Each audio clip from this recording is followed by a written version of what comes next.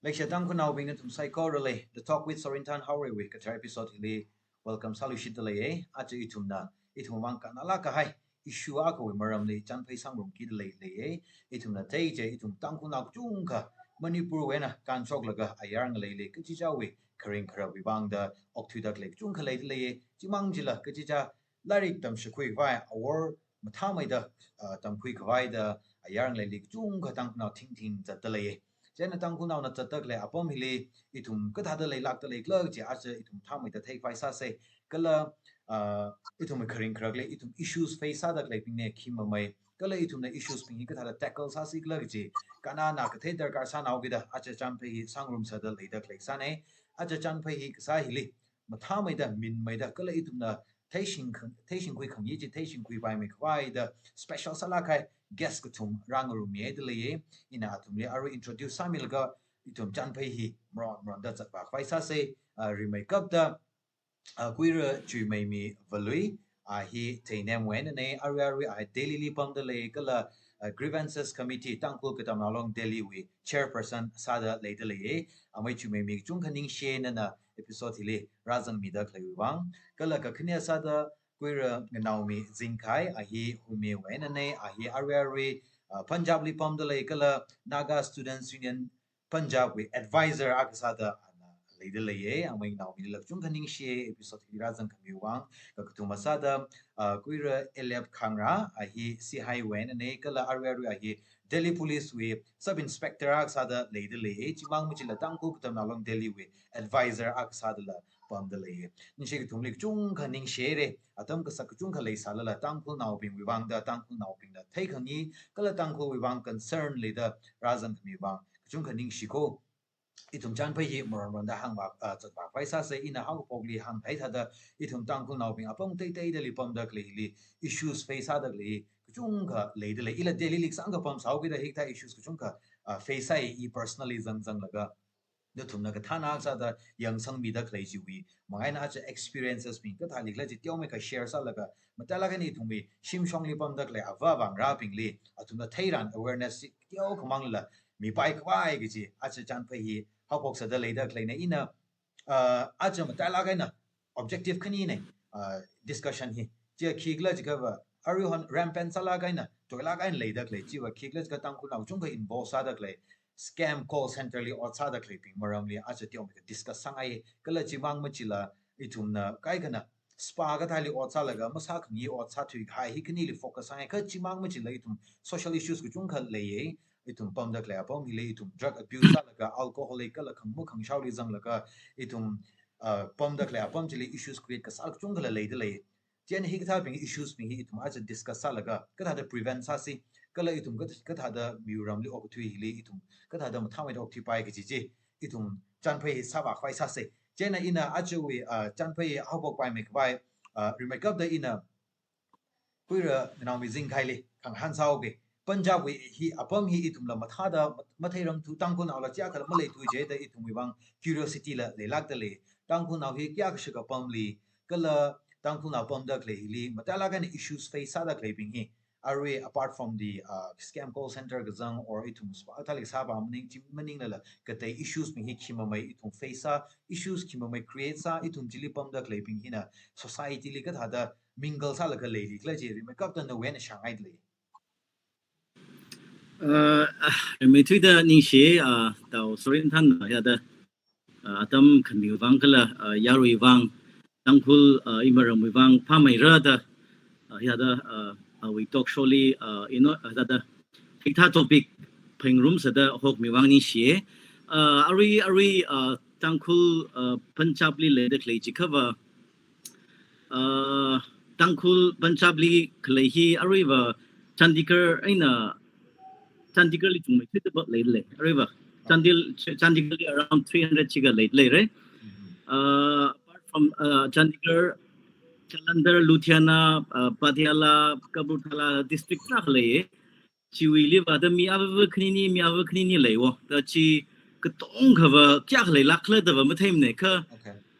Chandigarh ma jang la issue wi khang dai li hang chi kha ba da around 2030 chiga le mrawe 2030 shiga le mrawe itumla bam ta da bam ro how da kala da kadam nau ping mang how bam hi la ga che da kadam nau bam ping hin la ka hostel bam ro how college hostel bam ro how chao da itum da sambang room la ga chan phai phai khang room or even host ka sa ta ba malim ne ishi tangkul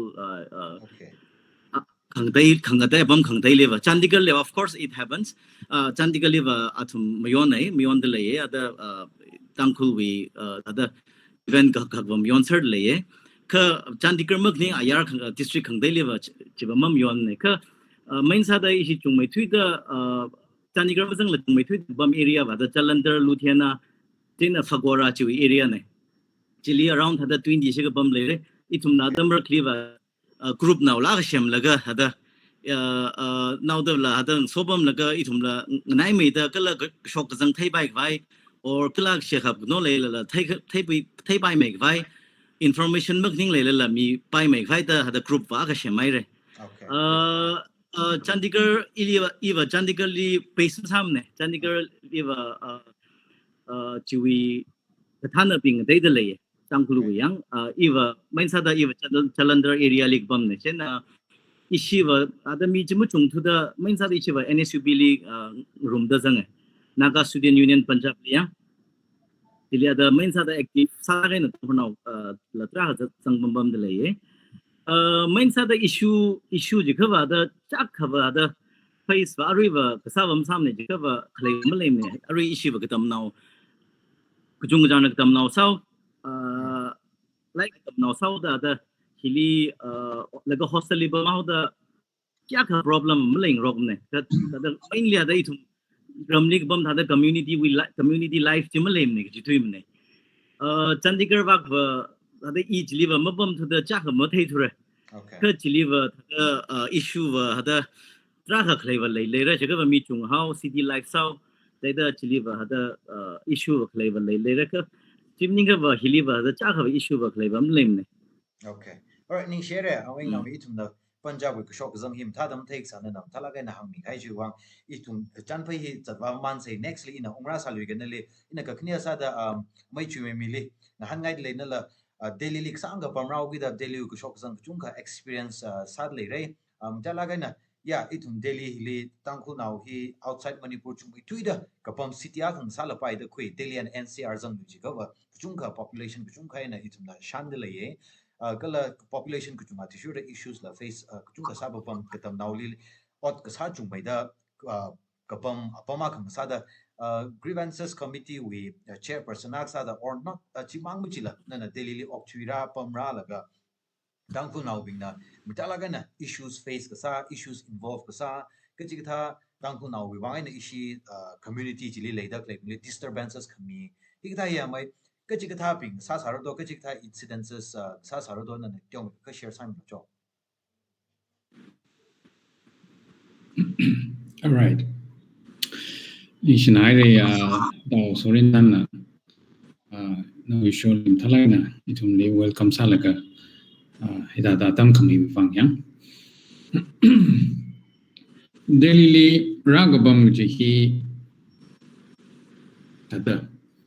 atam wilungli are hon khara aina say 10-15 years before khara mi ninglin hi teng church ni say 15-20 years before he live dalaga na thata katam now the ning sangla kan lari kam ka lari tam pulagra da kharab gi na chungme ga san are atam na chei maman kita itumi technology hila itumi mi rinli razang jam gita itumi rei ga sang ji hila kachungkha khira how dalaga na itumi easy money bai kachungkha khang je raw ga da hipa hilari ba jangkhat itum lari tam pira kala tam khilaga itum hisara ga chu determination ni malela the easy money ba hi phathui khai na shopping ka chungkha Delhi li hi itum tang ma mangning la chungkha me thada itum naga we perspective na ka naga we tam na bi hin chungkha me sa khai ne ka khni li ava bingna now ngara bing ni mang now ramata for example thada now ngara bing chungau gida okala chimang ningla machung side la ba ba bingna mulai thugida I thada ngasan hawgida mulai thugida mung naw khar mung mak khangrin mak le chi chuwangai na ngra bing I thada aimlessly daily li chu ka ka ji hui issue lak chung le da kala hi apong khani na razang laga kadagla ka arifa class 10 class 8 class 9 or class 11 12 hi pass ka sa maga sama thaila razang laga hilim dialogue na mir now shopping hi scam call center li ragzang akha okala the easy money kachina how with the arena shopping jikata uncertified spa centers ping ragzang wazang thui khai ka hi issue la chong le da le the hing madala gaina ithum nawngra bing hina athumi ningrin jile lai the hi li wazang ra kajina khara pamning la easy money ne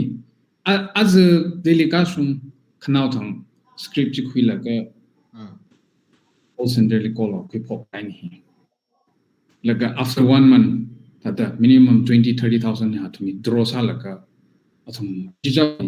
okthi ngai meeting so okthi khai ne the same thing spali bazang da clapping hi hila titha chine hi so itum Chimang the issues ko chung kali da clean itum na tackle sak vibe ji hi social area mention sakai social issues hi so the da again na da area da itum na face ha da click ba hi scam ma khane kala substance abuse ba hi la bahut issue sala khai ba hi every 2 months or sometimes every 1 month or every next monthly itume now shopping hi kathia ngune na ramli ungda klei ji hi ningai malak sangi tada shamkhui paila khai namra bingji aba ba we mali ngune no da klei ji itum dangjang da ba yang ka helioja iliap lang klei ya tada ningai ma ga sang ukhnang sangi the talented salak khai na rabing shamku baila khai na rabing ji substance abuse wajina tu chilimum kanrer together daily kalaga 6 months 1 year 2 years ka ta tu ni mangla shiman khai gi ji ba hi sangkat khnang ni da hiwi problem issues hi da mateo sang la chung sang thai daily apam hi yang so that the hipahi itum kata tackle sa siklek hipahi chukum ju kalai da awareness community important salak da khoi okay ning share wai ju mem na daily issues face other clipping lam tala ga na share sa mi khai ju wa itum shim chong li pom da clipping da apkala ava ki ji jao na bra ayar li pom da le jo bi da ning lu line ka pom da ka khi salak da le tum ji khi on mai sa paisa ji ho ngo da phala in pom da le kai kho o ava kai khana naw ra ping hi li jam khormai ram da ya shai ji bian sang da ji ho sho khai le ji pau le shai u khnang la ge situation hi any thum tha da maron ron da chan paisa ma man se amai elebli ongai de le na sang ga daily li police officer ak sa da itum Tangkhulnaona jili pom da claim ta lai na Tangkhul tam naw lom daily li room da jat lag la Tangkhulnaona mam chla north east naw ni chung khang chon me re na na o achara shung da odram ut sakra hi experiences na tai da or incidences na tai da tackle sa da le re na issues exactly experience ka sa hi Tangkhulnaona bing na toi mai tui da involve ka sa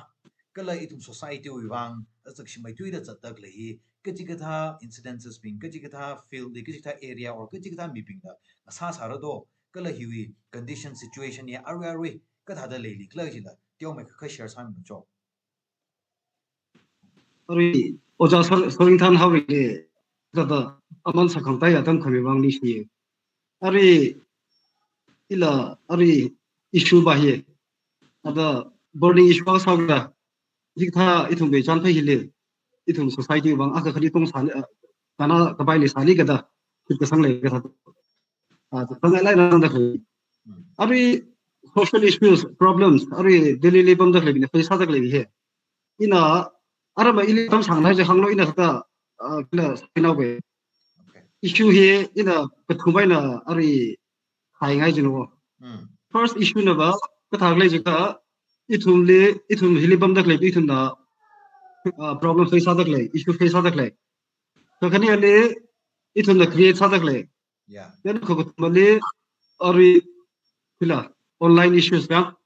ari technology atam saugida hibai ka man sala na kila sat le ka issue thum hile issue khare le khakri ba he metropolitan cities libam dak le ithum bi issue he ngai go kharo Bangalore na rono ari Rajasthan na rono Hyderabad na rono Mumbai na rono ado kon sa sa rijila to kon sa khra ye sa issue yang atam se mi go kharo ki kli ba jik ta ngam ta sal ba re ba thi da ithum he ari mi ramle bam saw kita delhi thai ba dia ajikun ma tian ra laga ra bam saw kita asung bai thi je em bai thi je ha bai thi je takshi bai thi je la ko to ma bam saw kita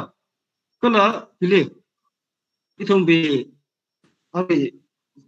rakma hi laga tayaw ithum bi asakabad laga tayaw ithum bi kasak zala mangrum tu ana ithum bi problem chu face sai wa mata lai nei thun face sa dak li hi ari simabu bi simabu bi ka thak le je ka ari arama ithum ba za khai le da mili spin phara thing tha da phanga khi gai thuli tha da spili tha da chatyaw ka thak le ka dealer bing ne je ka commission sam bang le ogi da ithum ka jam phanga thru ka jam shili chaba mai ka ai khi holo ka le je ka shinji hoi ka athum commission sam bang gi dawla ta bimamling la arama ithum sim hong so ka tham ji tran security deposit hai je bimaham ding ai jaw athum je ka pizza pai ka pizza ra yom zara ka ji bi ningri ni chuna le ogi da thi thai ka chung ka face size ne ari khani ale otpam ka pha ari ina mahi ko mai khai na ge ari pi ina hi hanga wi da as ari lai tam khi khai ping or ma ka tam ping le ari different size la ma free me do effect pe hang ne ari ithum ot bak sa hi mathalen organized sector liba bak sa tam ji than appointment letter mi ye ari offer letter mi ye contract terms and conditions sign sang la ma yang rok la ka thik thai le ba pak salary issue la mara ari phamta la notice la ma mi ka thai tha la ma le ni ka unorganized sector le ari retail ka tha kai kha pena ari fake call center thai thik thai offer letter la ma ngam ne contract la ma ngam de khi ka tam khi sang ka ta thai tam de ka ta le ka tolop la otha sa la ka tang pha thu ma bi la ka chung sang ni la ta hi ta bi ge main sa da kila sa issue sa le wa le ka ari ma kila bi safety he kila kan sana khne kila bi le ari yom le ka ari sexual harassment ari otpam le molestation sa khai hi sa la ka chung le pom me jila pena hi khai kaman sala ga issue le ari pena kila si ka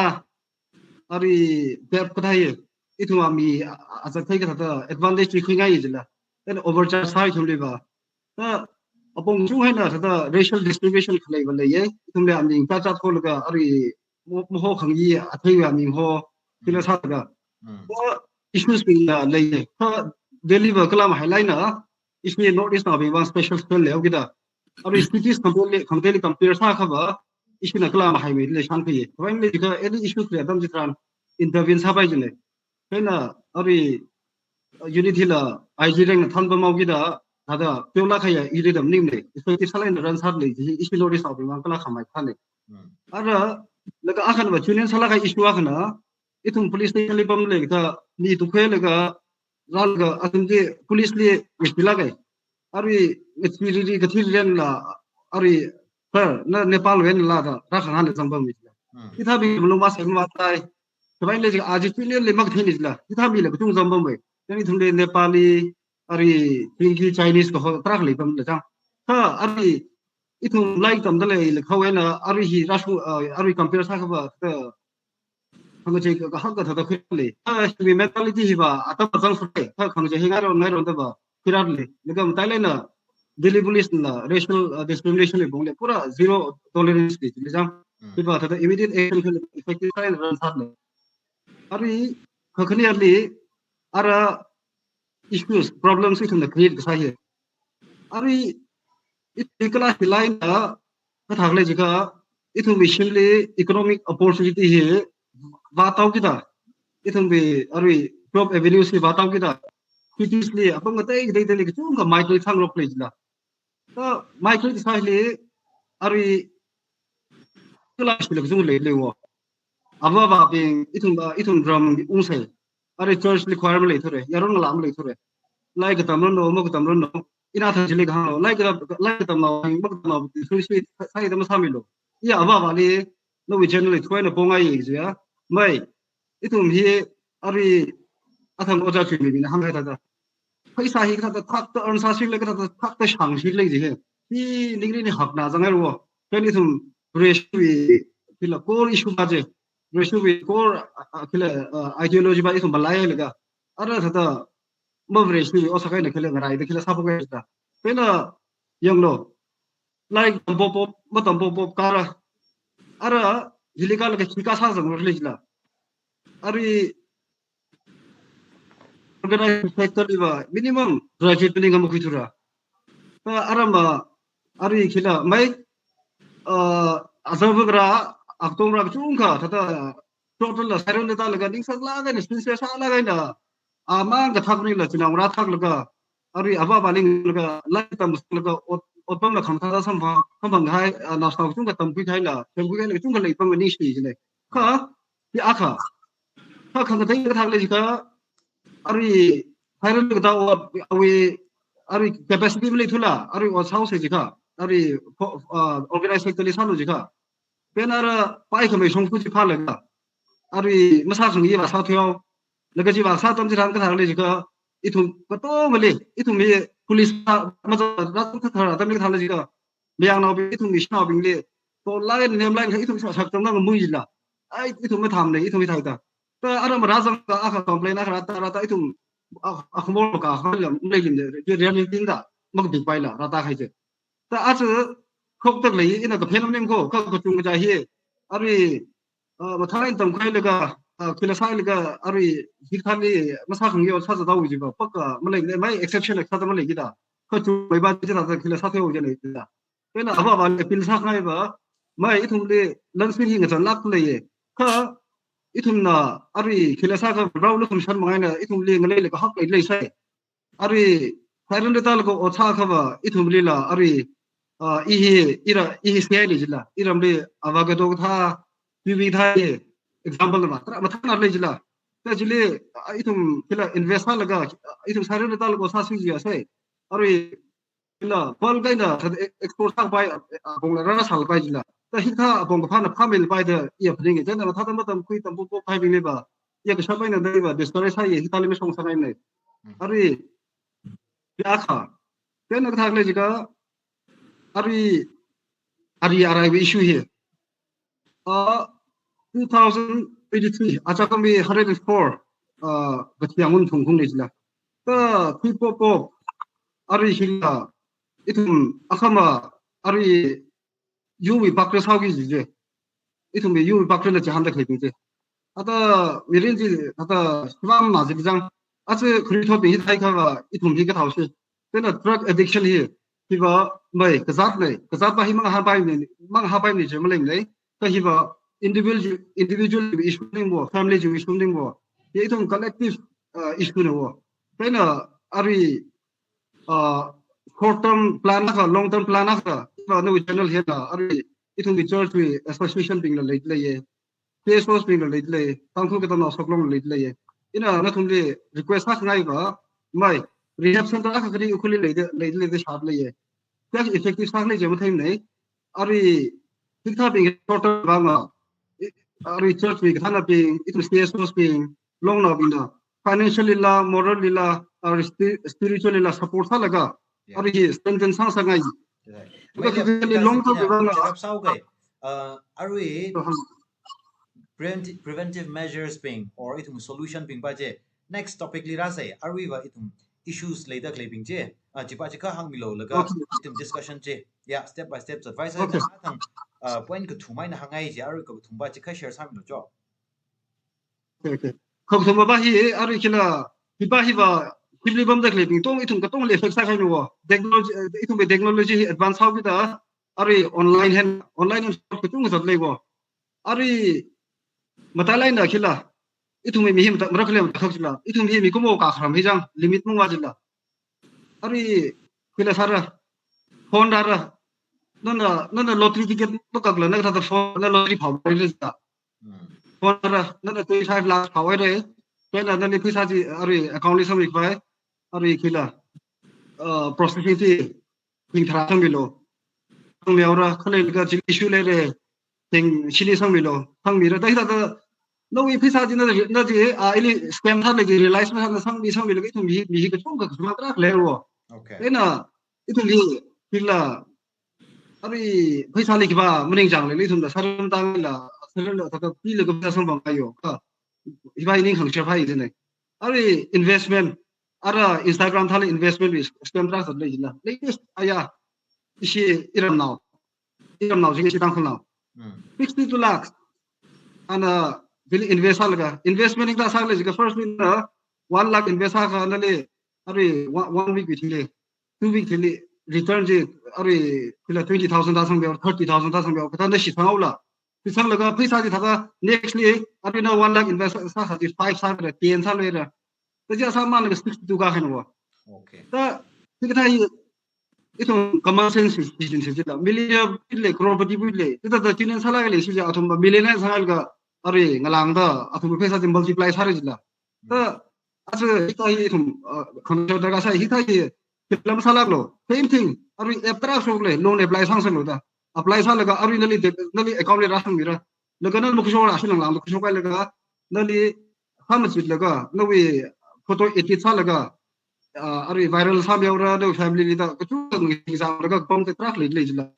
ari ana itu ni sa phai wo ATM card hi yor za laga no wi ATM card che no wi aminga ne soda hlinda no identity ko ina tu thing bu ga da nga sum rai yor za laga ari blackpink na athum di illegal transaction jile sa bai le da ta ishi tang phula lo tra hi le ta jang hai trak le lo wa hi legal implications le pa phaning la ko ning khui la ari tong phai ba che ari wi thing bu ga da nga ma sang khom naw che Kan kita ya masang sangai ni. Ari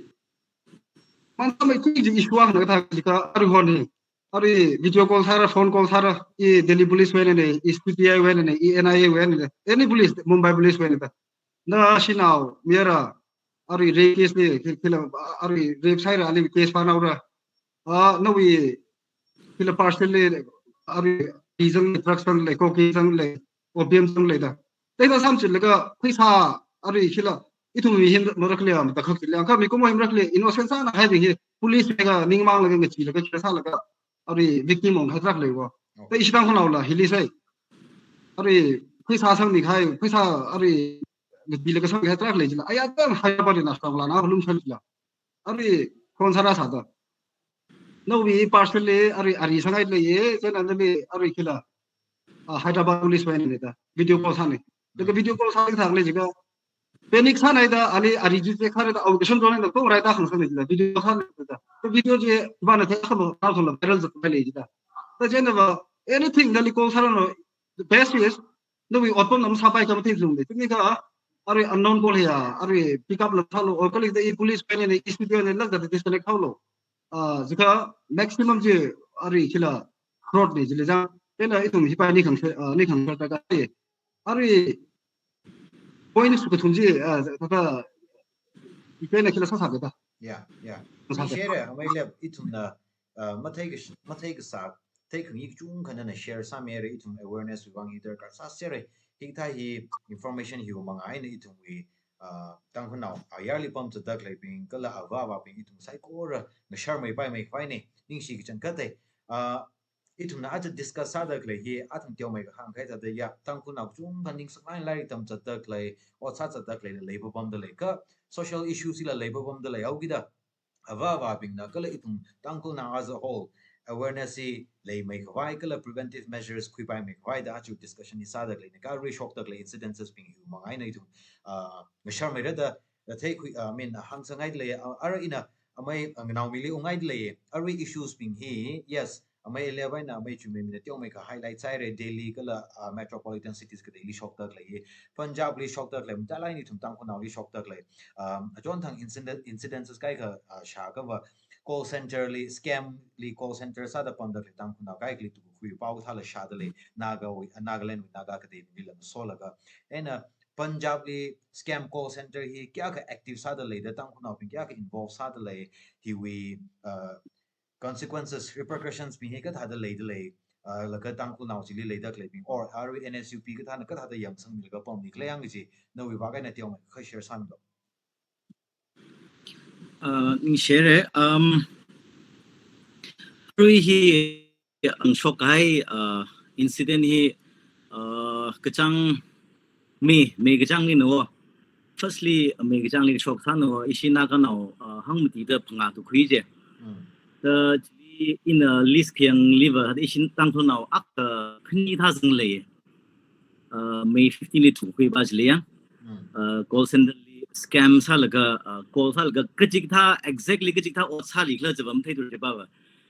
tum experience from sa tu da ka atum na khang tha ka ba ta da itum main sa da ba ba li thing sak ngai kala mi ping li thing sak ngai ba ba Apple phone ka tha we service center ka tha sa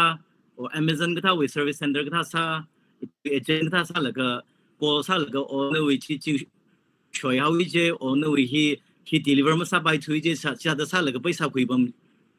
paisa ji tha da char sa bam de le da chai hi India mang lim ning ne main sa da tum na yar li ka sa ne yang yar country khang dai li the mainly 45 quick hai chui ji news all over India tha da chiu pra kira on khai ne je na wei tum we kapning le wa je na de wa ching riao le bai da ning sai ka chun li next ka jang ba li cha da phanga du khui lu ye ki ta ka wa ta da hi sa da le ring hi mo ji le ne wa ta da kai ka wa innocence sa la bai ichi like ta da 12 tam khui la ga or PA graduate ku khui la ga otra sa what's rasa da krahi itum himrak live innocence na raw da ayar week shock zang the da otsam phang hi call center li otsara jaw mo je da tili samphang hai ring phana da khui ji nei wo okay ka kai ka ba chim thei ji nei itum hi you know scam company nei ji yang ka da ka jang a ha tha training mi le go otsa phok jin na thei nau ji nei ka ji na ba acha ba tang hai ba ya an la ka yang ka a thumi continue la sa da le go sala ina ka khni tu khui la I Tangkhulnaona a kha ga sang le ka athum tha da itum li contact lam sam nei tha da yang tha da khang lam hang ji them ne da thum da le thai tha da yang ka da mi ba chi wi bang nei ji ka ba khi kham tham ne yang tha da mak phong la ka ba hi ya really ka la ava ba bing li ma thai khang sak ma sa ba im ne wo ji ka ba he continuously shock da le ne him nim ne create he ajikum mang ne he kregum nak sik shock la shock hai ne okay kregum la yang chi mi chi wa dam ni la ma ti phanga ka tu khu ye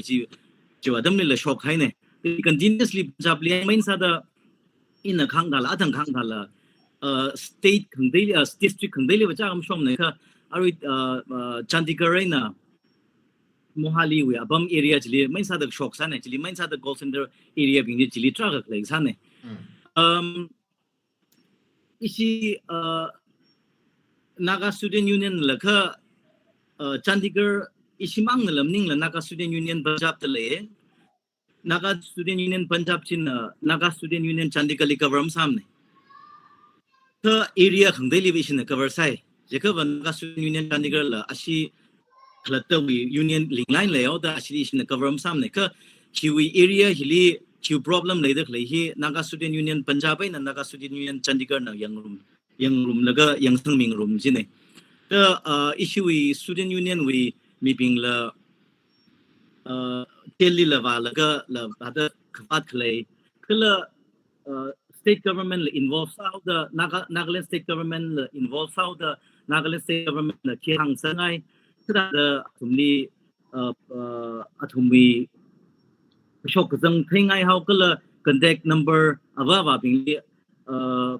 hung hang ba kai contact chỉ tất cả sao đó và sắm bằng và sắm cái bằng là ý là và sắm cái bằng cái thằng này chỉ có mình sao đó Chandigarh là trong phố gì mà chỉ có thu chỉ có ở jail gì Chandigarh li cái là một li tụ khuya hao cái là jail và Patiala li và hay hao là cái cái này rup na miền nào bình li và Patiala ari Nafa district chỉ mấy đấy chỉ li hay hao là nào và li và Robert ari Rupnagar we jail li hay hao chiao đó Chandigarh bajin direct involved sa bai thu jine was ko Naga Student Union Chandigarh jawmo jede isina Naga Student Union Punjab ta aming bing phoji le how the isina involved sa laga isina da initiative ko sa ne jede issue with Delhi Student Union Naga Student Union of Delhi la ka khangjon langjon ne yang mai da asina la ka yang sang ni da chi sa da khangjon la isina la ka da khung da bak chok sang ji da yang sang mi de le ye ara direct Nagaland state government involved side the kala asina advocate la aka appoint side the ishi ara chaka ishi kyo ga shok pe ra la chin direct involved side de kene ari la thum pam fu ko ari la thum pam fe ma shok rang in ga thai tha kha ba ki ayali ayar country khang daily involved ka sa side the even US we FBI in involved side da hang yang criminal da china ashu kes ki ga sắp thuê hai ông mong thật thấy được trên là đó atom tiêu dân phụ bài atom tiêu dân phụ bài achava thật athang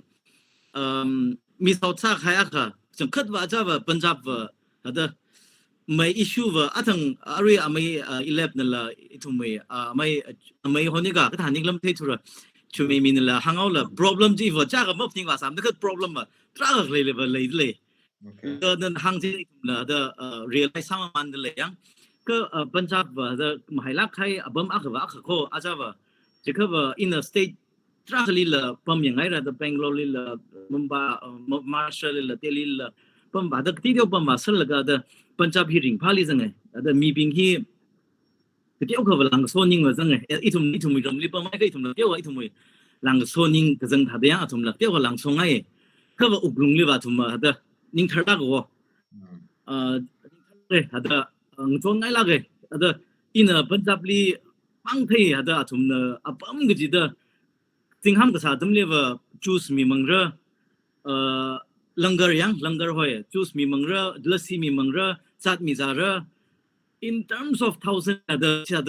thum ne yang tingham ka sa li chong fu li kham la ga tru mang pi le nei choose mang pi le nei kari khung dong li kham la ga mi mang ji nei ji Jimang ning ne ari actually golden temple thali ba kha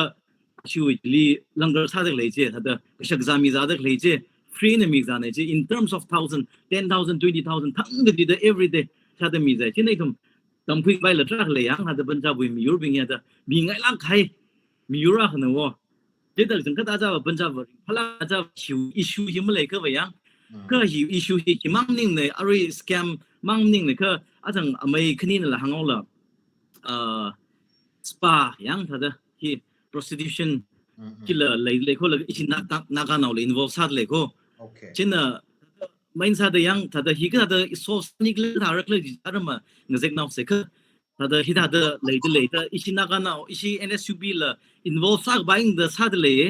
masak bai adam lang bai adam li criminal ne atum yang criminal da chinga da adam li masak bai lang bai jiwa adam jili ada itum ka itum na mai sa itum mi otki itum na kade khui mi laga ling ji pha me ga ba da mangali khui wa thyo yang ka jiwa ishi NSUB na shabing da yang ba shung ba in da khangjon mangjon midle okay ning share mai na aruna na ka hang jile arwi call center list scam call center li outside of claiming or spa illegal spa li outside of claiming chung da involve sa da claim we pau sha ni ka da minimum mai le do ishi naga naw bing tang naw bing he matio sang de le mai de he in a ka thai tha ka wa chon thang tu ku khui ji li kai ka wa ya mau ije kai ka wa yam shok thio ije kai ka wa ot ma wa la khi ga clay bing ji la ka yam shok hai da kai ka li wa ji wi mi bing ji na state or district khang dei le assign sa leo je sa da pau shai je main sa da hi shimli le da klei bing li la shimli le da klei hi in ga thai tha ka ba recruit tender hi shimli le klei na wa main sa da hi punjab li mang li problem ba claiming na wa hi kili rata hai na kili ot pha la ga sam phang la ga chi mang li khai lam ning na wa shimli la thumi recruit tender le da klei na wa je na mong sam bai je ne wa la ga shimli recruit sa je ba ga thai sa la bai ga ga ma thai sa la bai wa dang amai chu mi min hang la thumi i thuma dam hi i thumi mi main sa dei thumi mi bing hi fast money hi ning chang hau da da个 switch 里大声说那我记得了，真的他的in a request 啥的，一同为阿妹 lab， 他的每他的心里来的可以 recruit center 并一样，每他的旁生哎，记了每呢他的样，不丢生的来呢，那个in a 看到了趟可以了，瑞啥的个啥米了来拉起呢哦，thấy là cái thấy那个啥米了来拉起呢，那个一同呢。hàng lắm hàng ngày này thấy cái vợ chỉ li chơi lịch sang bình chỉ ít thùng đi xem li một chuông mì lo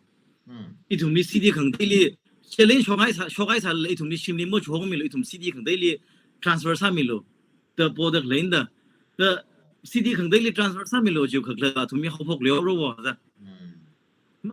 học học liều rồi chỉ cứ chỉ sang ngâu mồi yang chỉ là học học liều rồi thì chính là yêu những cái vợ khi他的丢生的嘞呢，他的空气了，因为看到了美丽这个都亏了米很低，米下个浪下个很胖，他都亏过去，可一些就业啊，弄的米很低的胖，他一个人呢 ，next month 了就业离学累了去了，这个话的米希望起嘞呢我。và bao khi update đi trả lời cái thật concerning thật ya very concerning itum Tangkhulnaona bing ji da easy money park zatli criminal akhava criminal offense salaga da illegal sa ain na makhamya salaga itum even very shiwi very shin la makhamya morally ain la makhamya ji da sa zadak li ji thei shalaga uknang ring shilake preventive measures being here ashamang ze paisa sa mai nawi ina arab daily wile amai chime mi wena information ni khingai dele itumna kathai ga shali scam call center or kasahi daily li chumi thui da pa mai da shai kala spa li makning illegally itumoi phasa khribo hi la daily and NCR li chumi thui da le da shai how accurate kya ka information hi accurate kya sakla chi bai thuma thei turaka mi pauli sa da shai then itum grievances committee le da klei na jik thau incidents bigli teu mai ka information hi marakla kala khrewen ok thui khra hi li nana thei gu khuili on tu itum wi chili long naw ping leida klei na bot sa khum li kya kha tang naw ping chungda scam call center or spy li what sa la ka le li kla athumna involve sa da klei hi athang khang tha da ning rin hi kai kha upai ma le phung da jang nge gi juwi kharjan la shala ke ada qualification na masa pai da simpo na jo naw da otpam sa mong na ba jang da la le ka kai ka ba thang mai naw tha da salaka da or even Tangkhulnaona being nala own gasa call center or even mayang now being a partnership salaka a scam sadak le le de la shai ga shawa da hibing higa thada le lak de le do kala spali tum Tangkhulnaona now being involved sadak le lak de le la ka thada operate sa jikla kala kai khana ga shawa atang khang da shim shong we na ka thar bing le recruit sai la sha de le hi information be kya ka accurate sa kala reality ji ka thale le je amai chu na ka share sa mi lo Okay. By detail salak hai gi by ba oja dep na chung mai ka thei re ka issue experience issue long now experience kala I masa li le da clay thum experience by here ka thak le chika that firstly scam call center hi khareli ba ithumui Tangkhulnaona bing hi just agent na wo agent salaka lega sani bing hi ya chongme twitter ka ariwa athum hi hangai thale mayang nawli partnership khuilaka ari the police wingli connection le laka tai up salaka athumli production money hi laka athum re sanghai ji kila itum tang na ping la maklem ning ne yali lak chini ta ariba hiping hina let's say kingpin jause atum bana than laga atum bana direct call masaila mi jibing jin ari tang na hin invest halaka itum tang na ping khuni thot atum ning nui me da kleping hili ram we na khui ka laga atum li jo in anali 15 20,000 25,000 right na we knatum order sa ko khol shimpama ka atum na higher sa ko rent sa ko laga chiwi data bing ya atum mi sanghai laga atum call hobo kain scripted journey ji ari scripted bing ya atum hi sa da script hi atum na first call ji virus ja ka chiwi next level ya atum seniors bing tele ba ka seniors bing hinam talang no paisa ji kikla quick sok ni sit la ya so ari itum ile ujang na mina khang khai da itum we now she now bing hi ari va hi we khangayam hi thayau ge da kazang khani sa kuthum sa aga ram aga mabam ngai ma da delhi laga kazang khani kuthum ka sa laga athumi ja khangai le chat laga hanung ri laga sa kaji hi mi mati au chine delhi le ari ishilong na census kwida klei hi ishina chakta klei approx 10,000 suka leda klei ne Tangkhulnaona the out of this genuinely government was hada klei ji hi lag chung lei pam mai private organization ni sada klei hi lag chung lei pam ko chung mai ba ariba an organized sector ari dala kena atang ja liam hang kai da appointment letter lam khang ba pa na kisa li ka thal li ka kachang li tulop kya sam phang ni klei gi chubi ki ga mak le hi da sa za ta klei ni chung ko mai le kai naga heaping hit the instances da ka chung ga ning rak sak da klei hi da athon sok sak da klei ne ka da kla ji ka thum hi chi da da wa chang rum la ka party sa aga mung sao hau ka da sa bai ma da tada thing khut lai sing rok ka sajung rok hau ga da masa bai ma da compromise ka sawi hi tada itum kala ishi committee la wazang khai la lai pam hi hilario da le spooner we department containing le kap le athum na razang la ka da so sami khai chi ka chung ka le khai ni pa hi tada hi issues pa hi ariva hi na hok phok ning no the frustration by his shumain of Pokkatum that he live other atom frustration due to the maximum that the choso by Sakanai Sapayog the Hili to Miguma with Zakashi he daily raquick so Alakania. So scamlis Kasajaka in Ariba Hili dialogue in a scamly also like a settled sack hyping Latin in a Kankata the kingpin bing to him. He be in a akang sadly. Okay. Yeah, he been here the socially influence of kind it me, society la to me, paisa with power by him, financial power by here to influence of kind. The guy it me being he accepts of kind. Atum the gang babo, I do all really kasang kasang being which he clipping bang like justification in atom society la he. So it is very sad.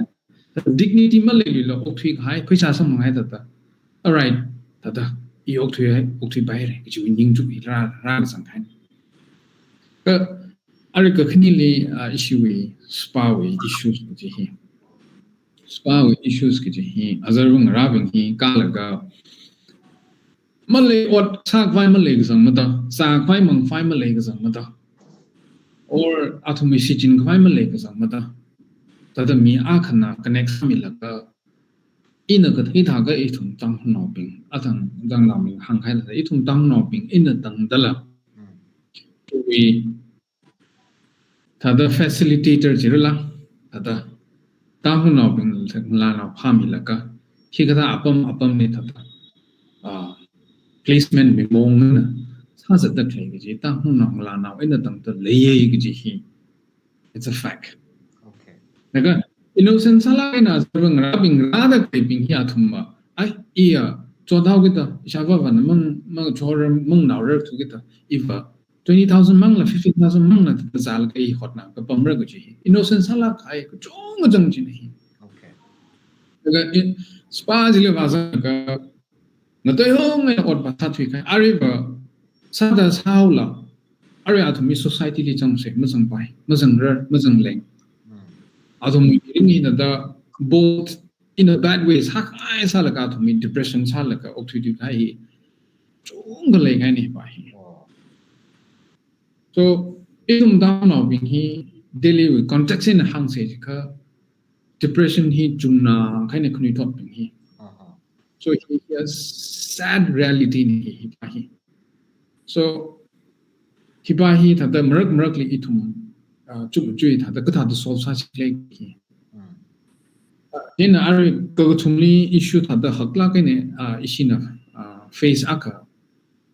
rag sa hi lately face rag sa hi aka ki kle ka itum tangkhulnaona tangkhulnaona pisa loan salaka miya ka namisa a na misa b we na loan ku halaka yam thai hai b margin na khangde c li wa khului d li wa khuli e li wa khului laka now ba hi 20 30,000 50 60,000 to ning laka ka kni to ning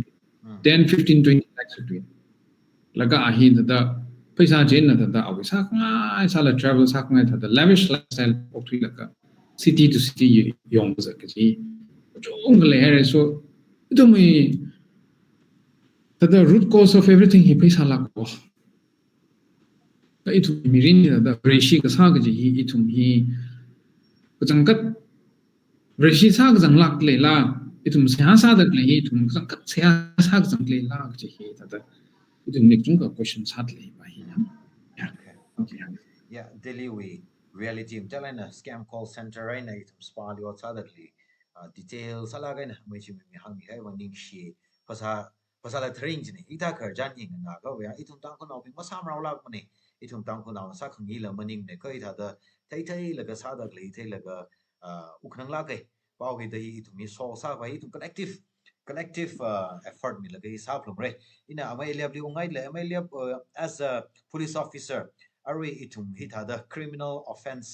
sadak lay criminals being matalana scam call center sadak lay hi ari hi athang amai na mi da hang kai da itum da foreigners being the scams how with the foreign countries being chila involved salabi saklaka issue on the lay or even itum illegal prostitution he later like flash trade kata illegal in India liver jo with the hikta offenses sadak lay being we criminal punishments being he kimoming sa sardo itum kai kana mathai la ba jang o hi thakai tha pai chim awareness ma play lai sala pai hikta hi itum mathang mai da hi thaga chi thak pai ko na tum hi tha punishment mi pai ko chi itum awareness mi laga kai kana mathai ka sa ji we or even involve sa da le asia ma pha tu re da han chok ko pai tang hai ko pai we lai sa ka da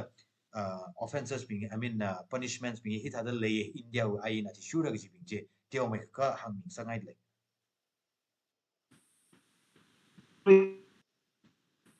hikha phila hi penalty khile ji hi chiting ni jila penari India we law ka tharba ji ari bharatiya niyay sanhita da ka IPC de jasai we ari section 318 ya ari sub clause 4 and 319 sub clause 2 da hi hikali involve sala big hai bing hi pingam shine da tel wa pai ne ara thum system hi ari federal system system ka samo then section ari 66 ari 65 then 75 ari kile he information technology act hi bing hi panjini itak sa bing jang ari penalty ja akha na rom sa we ka atam shiro da koi hang la mai le hang la kim tham ari khanang la kha khana isi ri thothi like kam khe laga exam tha gi mot pale और फिर लसा के जबाले अरे फट अरे कोई साबाई चुंदो सा मामो हिली फोकस विभाग डाइवर्स था के थायो फिर शाह खना अरे हिली बम तक ले या खुनी थोपिंग करोड़पति जंग ले ये उखु बिजनेस को हफल जंग ले ये एपीएसपी दा तो हिली बम तक ले कली शॉट ले के थार ले खिपाज इसी तंग ला तरा जंग नुवा तो हिली crore na kila sangai ra family business ka ko le ta hang sangai ba ba athumia role model mo mo mon thega lang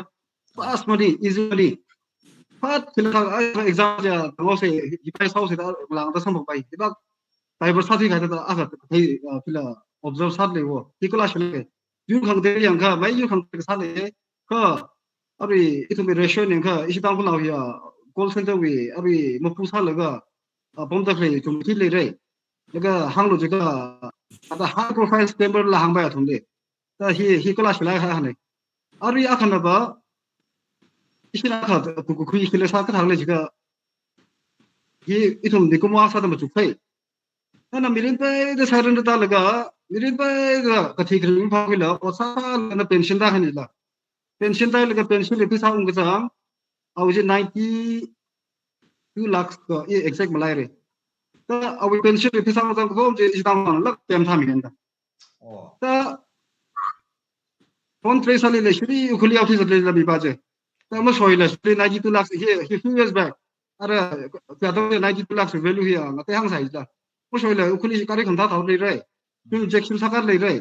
ka mi na char da da le bi na khana da le je ti klam hai la ji da as itum euro as khunu the 12 ji he ti thong mo khum shung la zanga wai de ji ata bu sa ga ye le shere Okay. Okay, mele ning share. Yeah, fact shock da klei bing jena na example sa vai la ga hang mi da klei hi itung wi wang tang quick shukui ba kam salak da le oi ka hang tha da itung na lifestyle ba hi li ring ga pa easy money quick money ji li ka how to da itung chung ga principle compromise sa khai ji le lak da le it's very very worrisome ari shi kutum ashi mati chan phai sa la ga information khatar chung ga sam phang la ga itung tang ko naw bing avava ping batalan acheng na daga ninga chunga le le maram ba avava chunga hi iu naw khi sa le la gi mak thai chunga le lak ta le kala naw ran la deliberately ka pik ka haila le ji paw la sam phame hi wa cha le jim that la mang se ka paisa chung chung ju ho ngai da avava ra kai ka ba ai naw thalai wa cha lak ta le ji la so la ga ne ring phala ga na na we vain ka cha le ka hi thai thai shin khui la ga itum brescia sa da itum kala ain kamyon miao sa de pa ya masa phung ra li gi ji chan khwing sak de le aru tum na chan phai sa man ga ru atam na ra vai re chen conclude sa vai sa se ishi hi and conclude sa bai me khwai itum na concluding remarks sa da ba kup sang bai me khwai hi itum na hi ga tha criminal offenses bi hi mas ha khwai itum we khani thot ka chung khani thot pe hi tha li mo ba jang ri khwai or jang da clipping la tam shap khwai awa wa ping la thing shap khwai or even long now church na la khi sa bai itum we od gurut khi barba hi itum ko tong ko issue sa da kle ne issue sa o ge ne itum mya khana ida scam le involve sa na thang gang da Chandigarh I mean Punjab le kle mi chung ga li ji li galang jang sa khai re ji la atum ne wi sa khyon ba khyon mai ne daily la ji bu bam ra ka apang daily ji bu bam le re jena itum ko tong ko collective issue ma sa o ge da itum collective effort mi la ga itum solve sa khai sa re jena you preventive measures min kala solutions min hi ka tha da kimo mai le di kla ji hi concluding remarks sa da khui mi fai sa say amai na wi na ka re mi lo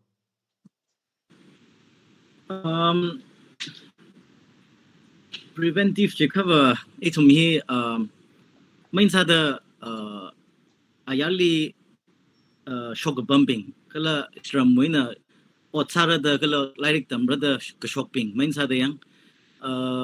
union Tangkhul student union or Naga student union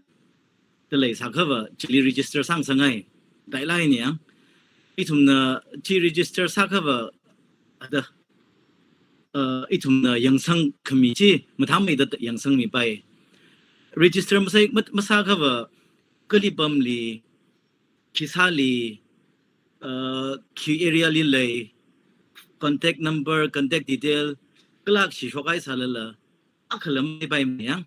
jeda matai mai thui da awa pinglila thing sa khangai ba naung rally hangjing sangai da naga student union nila or Tangkhul student union nila register sang sangai ning chang sangai matai mai thui dia chi important salage kadam na ka sa da kala itum Tangkhulnaona kala naga na ka sa da kakne sa da itum wi awa ping naung ra li thada itum ayar shok rag ja dam li atum li mathalai gna hangjin sangai jikava itum kashok kazang sai ko re hi shimkhurei na khresa hauda shimkhur awa na mahang khamjin masa baim ne mashung da zat sei khamshunga shfuji lo ji hi ya awa bing li tai me thui da awa bing li hang ji theng sangai naung ra bing liang kala naw awa bing la hiwi maram li la theng sangai hiwi maram li la hang theng sangai naung ra bing liang hik tha lei ko inaung ra thai leom ta jang kha lo the straight in yang itu mang thum ngau li se ng thum gang naw dam lam ning lim no ra ye itu mi ng thum naw how hik tha yi mahang shok leng rom da ng thum da sa thui hai no je da ra mang thum sang lim da straight in hang sang ya ba bing li le yang kala itum atang la hangau la kili isi Naga Student Union Punjab bu na yang ka ba isi aju issue hili la paisa kala now do wang la the church NCF church Chandigarh na Chalandar we room laga student union lang room Chandigarh na Punjab room the chu member the thana ping mi khui laga member group aga shemai delay the itum Nagaland government kala Manipur government li lai ka pi bayang or yang sang mathamai de yang sang mi bayang ila chili group ila group chili representative sa ta sang le ila advisor sa kala church shong ai la pastoral team ni sang how da ila represent sa le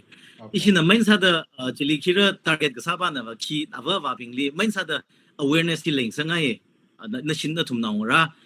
ki sa le lek ji theng sang ai how je de ji awa ping le awareness ming ngai khakni sa da itum atang hangau la recruit center ping hili main sa da shimli leida clay authority ping li contact sa laga recruit center ping hi main sa da phagoi laga athumli tang sangai yang hada ni min sena mang mani la registration main sa da yang registration la sang sangai atang hangau la kala chimang mning la hili osa da clay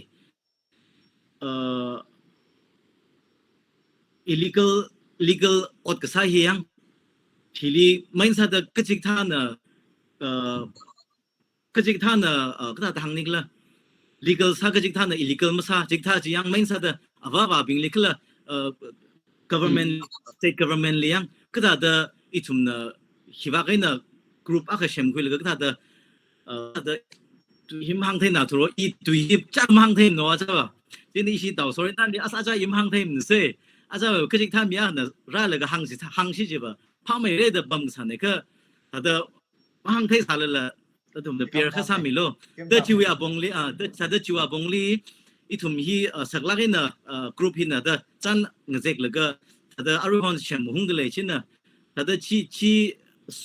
itum na sam hung le ta awa ping men sa yang awa ping phap ta milo kala na thumi na ping li saklain phi milo ji ha hangai ni shinai okay ning share mai na mi tang ku tu hili mo sheng mai pai mi yak thala kai na share sa mi re thala ma ne itu mi merak li ayar le li kuchung ja ma yang chui or chef shi twen interact sao with the tang ku tu manat khai ngai ki kam thala nem thala na closing remark me re ina mai chu me le arwi ngai ka cha itum preventive measures and solutions na leaders being leader no itum ava being leader no kuni thought being leader no itum society li address sa laga na we concluding remark ki kami mi. Okay, quickly, hiba hit the in a 4 points wrap up summit. Yeah? First, itum hi Brescia kasada Brescia shimkule prata shirchini. Awo aying rabing na siyasa salaka itum ava avang rawi thought the raka ara itum thought the razan the nang rabing thought the ragzang kashi kapha kachungkha ye kapha china chungme how the itum hi individually arriva class 10 11 ka kai nang rabing ni ba ta just innocent magic ni ibing ba ina kishat le kisha ka phara kim sa kum phamra ki pa chiba athuma chung chu khui sapai yer ka shar kai ni so individually responsibility khui la ka phai ka kar ki pa chi expressive sala gi na ka kar ki importance ya chena ithumi society bingli Dalagina avava bengli he pilsangai kajipava charity begins at home gachit hada itum naungra bingli itum na raktale laka ka hada rakshi kajipa hi mutum chula naw prada hai laka nawli hada rarkaru no gachiwi ningchukin rarkang sak kajipa chiva. I think he is going nowhere. He ahikli ka mavamre awi rinjo hada aimlessly hada kya ka vivran talent mida kya ka khamatha sok pai sai chila naw pa chiva hada chakshi pa chili pathiyaure. So now ngabing ni ngakui kami jika now school ka phok ka now ji school ki pamdalei oja na ki jizmi deleli ka kala now ba jin na ki sukhi deleli ki ba hi important salak ki ba hi avava bing na hi ba hi thalai na ngni la ga yang sang chi chi ba ki tha da ari tum discussions hada clay ada social issues evils we maram ni mtu da clay musuk mrag ji shi sangai ka ga tumali isumi ka thana bing itumi mingning bing itumi CSO bing itumi church leaders bing kui ka thana bing ni appeal sa khang ai ga ba ji ba ichi chawi responsibility ji le ka yari wang the othang ro share the clean ili mingning ba jina politician ba jina awi praja bing li ki yang sangran ki samiran ga ba ja ning thar la ga na saming sangai ji ba ji ba kala itumi pastors bing ji ka just lecture a sermon mi ka siasa mi la ka kup khai pa ning itum ramli ba church wa zingli school ling ro share the clean school li principal na tan la ka ota bing na khizis mi de kitam state le ki pa hi itumi church pastors bing na hi atam lungli yang sang mi la ga siasa mi ka rer ka sang ki pa hi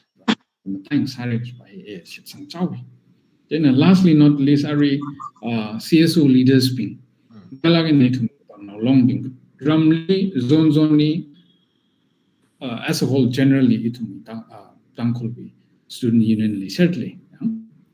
So he being hina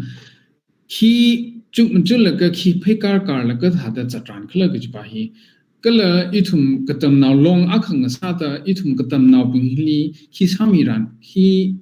kali pekar kar laka now ngrabing sudam da clay now ngrabing ni kata reason success lagi juwi platform ni atum na phaki style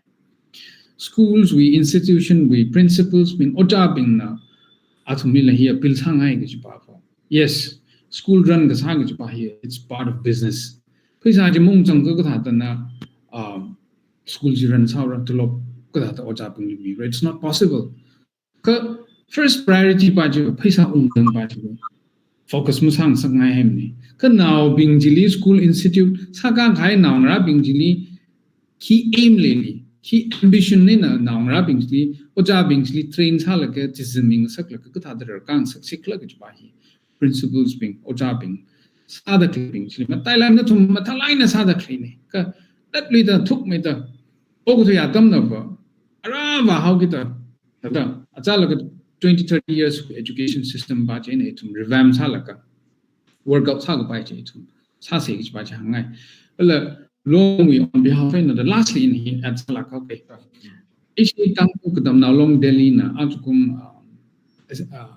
education project as hardly hili SS free coaching mitle hopo khai aya in hopo khai yang hili 250 kadam na 120 physical na 130 offline na sadale so iti president na than naga hili lungsan lagi na sadak ne si so hili razang khai na ping kli tha successful sa kai ji tum hotna da ne ishi long now na than laga ram with representative ping athumui nam contact number ji quick no ka rami census ping hi tang now delhi le kya pamlak le khle gi exact number hi phasok khwai gi hi la sadle the him basung ram da le da kle ava ping le sala ishi long now ping le connect sami lo da thumui katam ga seli targa ga sat le la chi pa chila ishi long now ping le connect sami la lo chi pa hi la sa ta hang ke ta ngau ni shi. All right. Ning share amai chumi no concluding remark. Talaga na sum up salaka miere kana wazada amai lep nan la no concluding remark kami mila preventive measure ba hili kikla preventive measure and solution ba hili focus sa mila kami Tapi oja khani na hangsara ri ma tai thore di na phalai na hang re tapi athang ina hang na thong hai je ari pilai thong pilai ke bom he rehab center le ari thong ni khai ye ari tham ni khai tara khai jilla ta iba ji recommend ma sam ni khai le je ka ara hi pura ari commercialize sa terwa ari kita kata da musung khing saksi kata da pelasang saksi ba le ma sa le la phaisa ba jung jang ku bai re ari rehab center yaw thu ba kha pek kha ka ari jila hai dek le bi long pong da da sei beng ha yaw thu sa kila sa garam pha ra na ju hanung ra ung pi ra aba rehab center le da ari phal ga shogra ha da result zero ne jila leka ari drug issue hi ari alcohol issue hi ni ari ithuma porni issue la re hiwa then athang long term issue ba je ya ithum bi church ki thana bi le cases bi le hi da ko ngai la ge na thum sa pa ka ukul district bi ari tila rehab center ka ha ka tu li ta bai so mi le ka ile ari missionary high lo ari professional ari warden high lo ile in part thang sa ba le ye ile part ka individual jimang ari ngasih kuiling lah society bang lah productive salah kaya asal dah masalah ni lah tu. Kena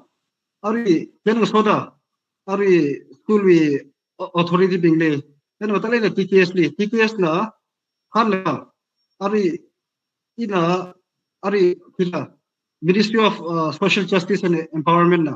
Hari apa mungkin kita throughout the year truly NGOs kita tie up salaga we sensitization program, we awareness program here. Throughout the year, one time ling, two time ling, salaga national ling, yung awareness of the sabit na. In a school being collaborate salaga, TKS na, ari pila print media na ari social media sila kala kada innovative salaga idea na. Ina tu thangwi ari Japanese media sila relax yang wo. Jadi national betul na bisli aba na abang rana ari cement phumdak lay. Nam o sa dak le ta to la ga saran da kam kho de le ke sa dak le ji classroom re o ja ne thi le ji la ta nawra bi ji yang le chak le ji la ta pili ko hi pai tra le ji la ta chi ta sa da itu la idea shok la ga itu hi ba ngui le hai na kila sa la ga ari khong je a ga ho je hi pai ta ta kira sa la ji la ara khnya khan da seriously bam dak le ari matalai na ngala na bing or ari me na lo jame sabai ka ari masak pa or ekam thei ni chin ka ngya song hi ba mosok bi lo aboi thalo bika issues ku jung ja hing ya song ni la na na ngya odma wala ari thati yaw thik da thata right za song na kili issues ku jung da khun ta create sa ku tra le le la ena hi pa ya sabai ka ning sha bi lo da pele sa pongai luka matalai na shinau ngya song o sa da le bi ari PPO le o sa da le bi corporate sector le o sa da le bi na thumli security card bi le la itu mi hi bai shi thei de ga ta len thei le adon da incident a shok la security guard sam le private ai ki dan na ba shok mi da daga awi khung khaba ja tu bi kali ya song da ke mi ja kun da bi ot ma khama bin da mi li ka yom su ka da advantage ki shi da rai da ke mi la awi khung khaba tai mi theu da yon su khu mo la ta kala ma highlight na ka shi shong ka mi na thei cham da kan ni la ta na hi tha da avoid chak bai issues bi ja tatala tunda avoid sal jine lastly itum seriously ba law and order he ti mathala ga na section la ga zadaw gida any issue khadam jiran utum ina raraw ra i pangai khawra ina kilometer laglo police li inform salo daga police na ari saran ji saran ro ji he itum bi how we ask la ai ji ga pu ja pat kaw ka phe ga jin na na issue ba na ayon thau la ya ti pa chen sala lo any issue police le le ye no we long now bi le ye ni context la ga ari ha so ku jena kila ari kila salo ji ba he apil sanga ye ni style okay ning shi share aja special salaga na razang kai shi thum na thum manga aina na thum na aja share sa kai manga aina itu tang na bi chung kha thai sing ko hui sam bang da itu na thairan warang je thai gu da ara itu na section mai da ok thu la pra ga ji sang ko hui le na thum na atam ko sa ka chung kha le sa la la kala aran to be public leader social leader sa share dan lang zar na de re hi bak chwa yin san mi li kan tu ya aman sak ma tai atam chi khushok mi laga tang khu wi wang burden le da I wi responsibility a kan de na tu experience tu mi thai ka wa share sa ka chu kan ning shi ring pai I just ka she ka itu mi ta da interact sa kham nau sa ka sa hi hi li tang hai ni da long phani hai la ra hi wi true na mi ping li information hi wa pai da awareness create sa ki hi pa hi na kham tai ne kala and I'm sure fruitful sa ra da khui itu nei tha da interact sa hi episode ne khare la khare nei tha da itu tang ko we metropolitan cities li issue shop da specific sa line discuss sa hi khare la khare ni jena very insightful take with the chung kan ning she itum na ring park mai episode ring park mai topic the quick file sa sai kala ida da itum share mai da pom pai kwai communication in matha mai kwai itum shim shoina ayang lai pom da clapping musun mai laga matha mai da optic kwai ba next episode la itum ada ngurum kwai kharjan la sali shit say hang kra tam li myam li shit lo jis la request sali shin ai de le kala na thumoy ot sa da klai sai ko ra athai me ro no manga wa me ro no itum na thum ka pom wi bangai na thum khali wa ngai ni thum khni thot peng itum aba ba peng ning khulum sawai ke ji na usa da hang la ganing share ji hang li shit de le ye la a ji shi episode hi ra yang ni ka hai Tangkhulnaona peng thum tong lim thum sai ko ri la chung ka ning shi phong shok de le ye a ji thum na discuss sa ka hi tangkhu wi bang ko itum wi khring krap mu shum bai khwai itum akhai na aka matha mai da thai la ga khamatha ji sa khwai to mi khong rok wi ning ri na actually episode khui ki shok ne awa kachungkha khni thot kachungkha apprehension le da ya ka thalak chi kleyang ka thalak ta le do chi thai khngai we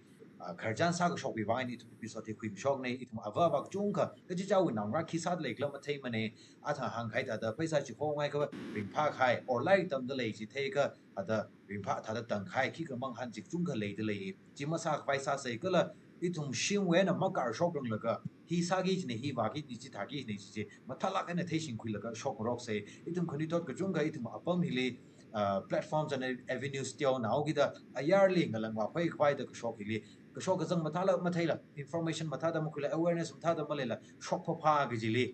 guidance ma kham thau bang direction ma kham thau bang mina advantage ko chung khale kala ma sa ka pa alum li mina ma sa sak khangai kala ayin na ma kham ya variation na ma kham ya ot pa sa kai chung ka shok pam de le ye ma itum dang khuna chung ka kasi ka sa khang la ka chot ka chang khang la ka ning thar la khain ot sa da kle da le lak da le chi ping chi wang